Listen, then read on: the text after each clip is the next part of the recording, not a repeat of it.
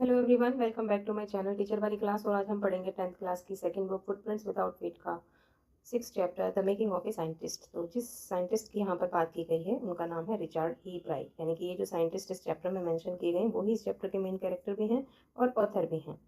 तो आगे देखते हैं। Richard E. Bright has received the Searle Scholar Award and Schering Pro Award for Biochemistry and Molecular Biology। तो इनको ये 2 अवार्ड मिले थे और ये बहुत ज़्यादा डीप डाउन में याद करने की ज़रूरत नहीं क्योंकि इसकी रिक्वायरमेंट एग्जाम में होती नहीं है। It was his fascination for butterflies that open the world of science to him. ये बात थोड़ी सी इंपॉर्टेंट है कि उनका जो फैसिनेशन था, जो अट्रैक्शन था, वो क्या था? बटरफ्लाइज के लिए था और उन्हीं उसी अट्रैक्शन ने उसके लिए साइंस के पूरे वर्ल्ड को ओपन कर दिया था। तो कहने का मतलब है इनकी जो स्टडी है जिसकी वजह से ये साइंटिस्ट बने, उसको ओपन करने का जरिया बटरफ्लाई से ही इनको मिला था। आगे चलते हैं।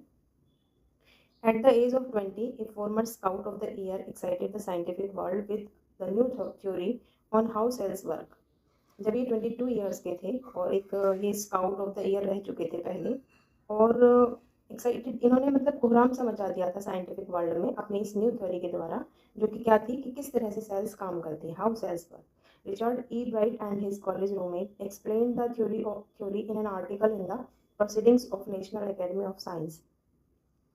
ये जो रिचर्ड ई ब्राइट, इनका complete name Richard H E Bright है और इनके एक क्लासमेट कह सकते हैं, रूममेट कह सकते हैं, कॉलेज वाला। तो उनका नाम आगे चैप्टर के अंदर आने वाला है। Explain the theory in an article in the proceeding. उन्होंने इस थ्योरी को एक्सप्लेन भी किया है एक आर्टिकल में, जो कि साइंटिफिक जर्नल का आर्टिकल था, उसके अंदर proceedings of National Academy of the science, इसके अंदर इसको एक्सप्लेन किया अच्छे से। It was the first time this important scientific journal had ever published the work of college students। ये पहली बार हुआ था कि किसी इम्पोर्टेंट साइंटिफिक जर्नल के अंदर एक स्कूल या कॉलेज स्टूडेंट के किसी भी किसी कॉलेज स्टूडेंट का जर्नल छपा हो, पब्लिश हुआ हो। In sports that would be like making the big leagues at the age of 15 and hitting a home run your first time at bat. In sports that would be like making the big leagues at the age of 15, मतलब sports में भी 15 साल की as में उन्होंने काफ़ी अच्छा perform किया। एंड हिटिंग एक home run your first time at a bat, मतलब कि जब पहली बार इन्होंने जब स्पोर्ट्स में काम किया तो पहली बार में ही इन्होंने होम रन कर दिया। अब ये होम रन क्या चीज़ है? होम रन होता है कि जब खिलाड़ी खेलते खेलते हुए बॉल को इतनी जोर से मारता है कि वो बिल्कुल दीवार पार करके चली जाती, तो वो होम रन रहता है। इसका एक और दूसरा भी मीनिंग है कि जब सारे खिलाड़ी लौट के आ जाएं ये देख करके कि बॉल तो बाहर चली गई है, तब भी उसको होम रन कहा जाता है।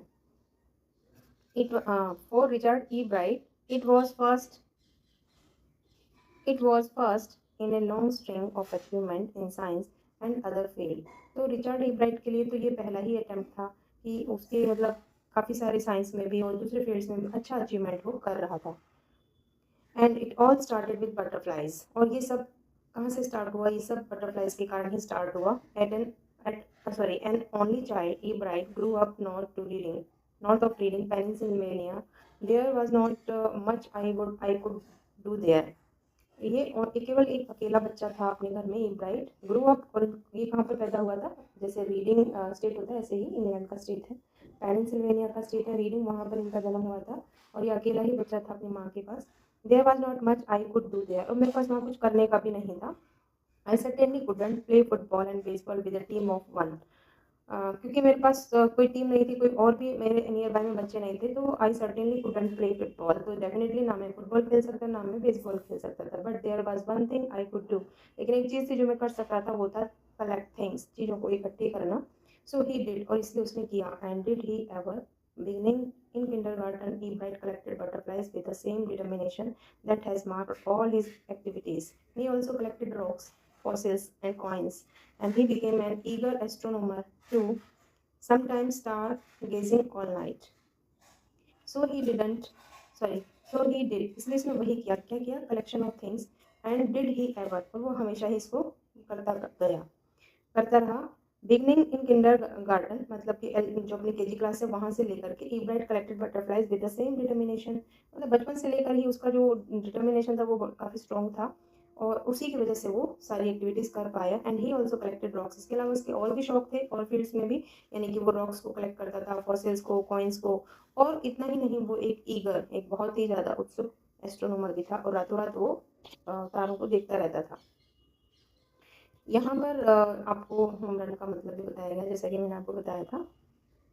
आगे चलते हैं। From the first he had driving curiosity along with bright mind.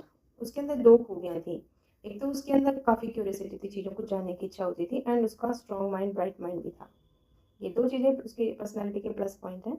And he also had a mother who encouraged his interest in learning. इसके अलावा एक और खूबी थी कि उसके पास एक ऐसी माँ थी जो उसे हमेशा लर्निंग के लिए इंटरेस्ट क्रिएट करती थी, एनकरेज करती थी। She took him on trips, bought him telescopes, microscopes, cameras. वो उसकी मदर उसको ट्रिप्स पे ले जाती थी, उसको टेलीस्कोप्स खरीद के देती, माइक्रोस्कोप एंड कैमरा देती, माउंटिंग मटेरियल भी खरीद के देती और सारे इक्विपमेंट्स भी देती जो अलग अलग तरीके से उसकी हेल्प करते थे। I was his only companion until he started school. जब तक उसका स्कूल स्टार्ट नहीं हो गया तो मैं ही उसका एकमात्र कंपेनियन था। या फिर कह सकते हैं उसकी मदर, हिज मदर साइड, उसकी मदर ने कहा कि क्योंकि और बच्चा दूसरा नहीं था, और हुआ क्या था कि जब वो 3 साल का था तो उसके फादर एक्सपायर हो जाते हैं, इसलिए वो अकेला बच्चा ही उसकी मदर का कंपेनियन था, या वो उसकी मदर के लिए वो बच्चा ही उसका कंपेनियन था। After I would bring home friends for him, but at night we just did things together. Richie was my whole life after his father died.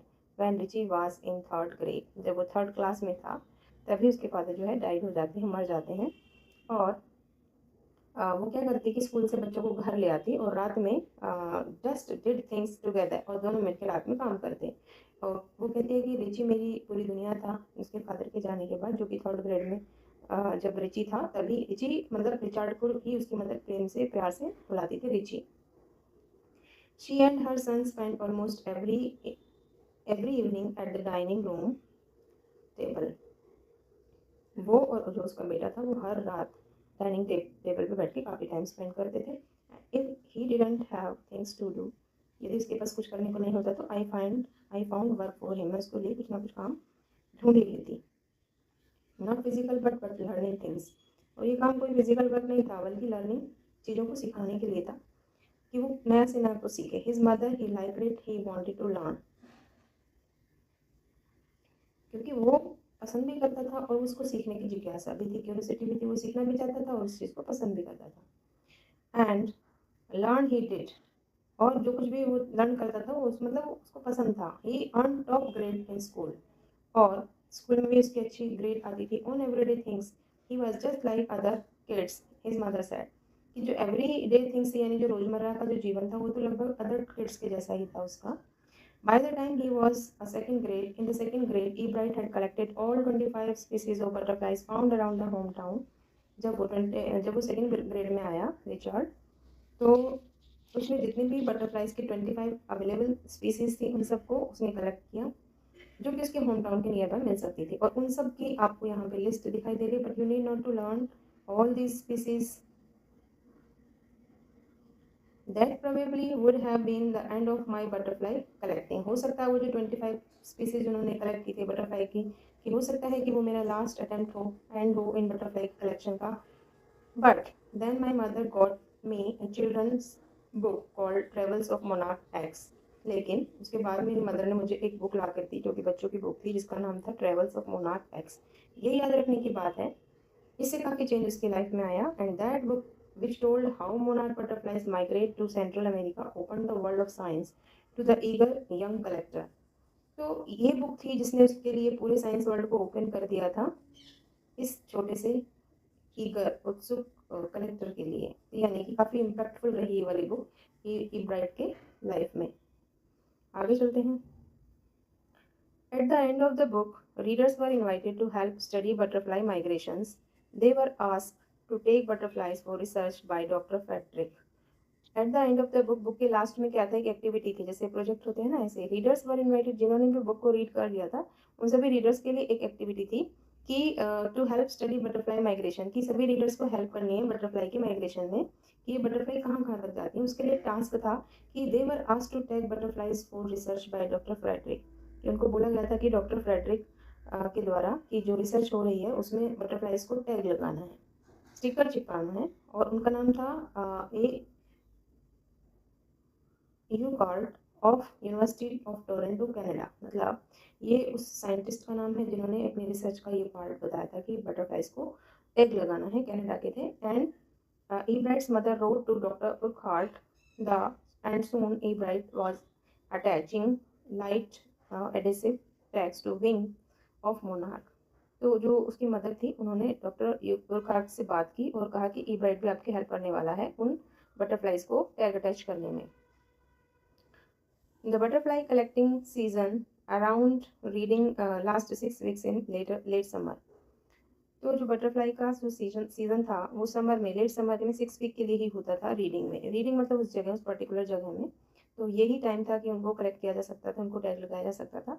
If you are going to chase them one by one you want catch very many. उनका कहना था कि अगर आप एक एक को पकड़ोगे ना तो फिर पॉसिबल ही नहीं है कि हम ज़्यादा पे रिसर्च कर पाएँ। So the next step for Ebright was to raise a flock of butterflies. तो उन्होंने अगला स्टेप क्या लिया कि एक एक को पकड़ के टैग लगाना तो पॉसिबल ही नहीं है, उसे तो अच्छा रिजल्ट ही नहीं आने वाला है। तो उन्होंने क्या किया, बटरफ्लाइज को खुद ही रेस करना स्टार्ट कर दिया। He would catch a female monarch. उसने फीमेल मोनार्क बटरफ्लाई को पकड़ा और उसको उसके एग को लिया और फिर उसको रेज किया अपने ही बेसमेंट में। और उस पूरे लाइफ साइकिल को उसने ऑब्जर्व किया, एग से लेकर कैटरपिलर, कैटरपिलर से लेकर प्यूपा और प्यूपा से अडल्ट बटरफ्लाई बनने का पूरा प्रोसेस उसने अपने ही बेसमेंट में तैयार किया। Then he would tag the butterflies wings and let them go. फिर उन्होंने बटरफ्लाइज के विंग्स को टैग करना शुरू कर दिया, फिर उनको उड़ा दिया, भगा दिया। For several years his basement was home two thousand of monarchs in different stages of development. और बहुत सालों तक भी जो रिचर्ड ईब्राइट का जो बेसमेंट था वो थाउजेंड्स ऑफ बटरफ्लाई का एक होम बन गया था। काफ़ी सारे बटरफ्लाइज वहीं पे रेस करने लगा था, तो एक तरीके से घर बन गया था। तो आई होप आज का सेशन हम इतना ही रखेंगे, आज की क्लास को। Thank you so much. अगर आपको ये सेशन पसंद आया है, you can like share and subscribe my channel teacher वाली class. Thank you so much.